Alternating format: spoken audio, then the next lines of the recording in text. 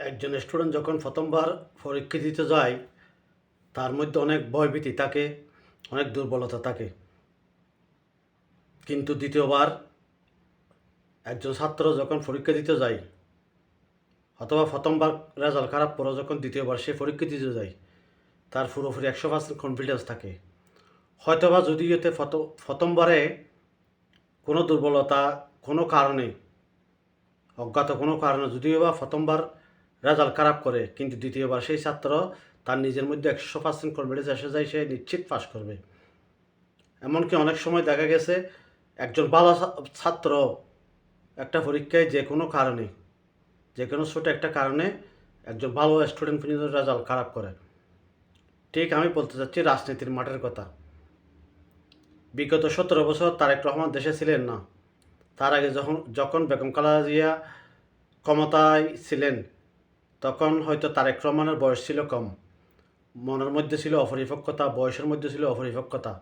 কিন্তু একজন মানুষ যখন পরিপক্ক বয়সের মধ্যে চলে যায় তখন সে অনেক কিছু বুঝতে শিখে, নিজের অনেকগুলো ভুল নিজের মধ্যে সংশোধনের চেষ্টা করে। এমনকি তার অতীতের যে ভুল, শিশু বয়স্ককালে বা যুবককালে মানুষ যে ভুল করে, বয়স হলে মানুষ ম্যাচুরড হলে যখন একটা পর্যায়ে চলে যায় তখন সে নিজের ভুলগুলো অনুধাবন করতে পারে। সে ভুল থেকে মানুষ শিক্ষা গ্রহণ করে।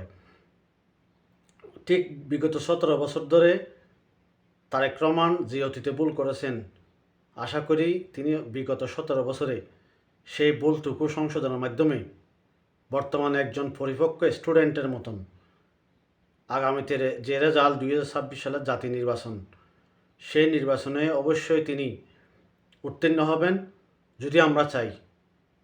তাই আমরা কোনো নতুন স্টুডেন্ট থেকে আরও বেশি ভালো মনে করব যে স্টুডেন্ট অতীতে কোনো ভুল করেছে, ভুলগুলো তিনি সংশোধন করেছে, তিনি নিজের ভুল নিজে বুঝতে পেরেছে, কিংবা তার বয়সের মধ্যে পরিপক্কতা এসেছে, অনেক কিছু শিখেছে। তাই এমন মানুষকে আমরা আগামীতে নির্বাচনে, এবং আরও একটু বলতে গেলে আমরা যদি বলি, যিনি পারিবারিকভাবে রাজনীতিক শিক্ষা অনেক কিছু শিখেছেন,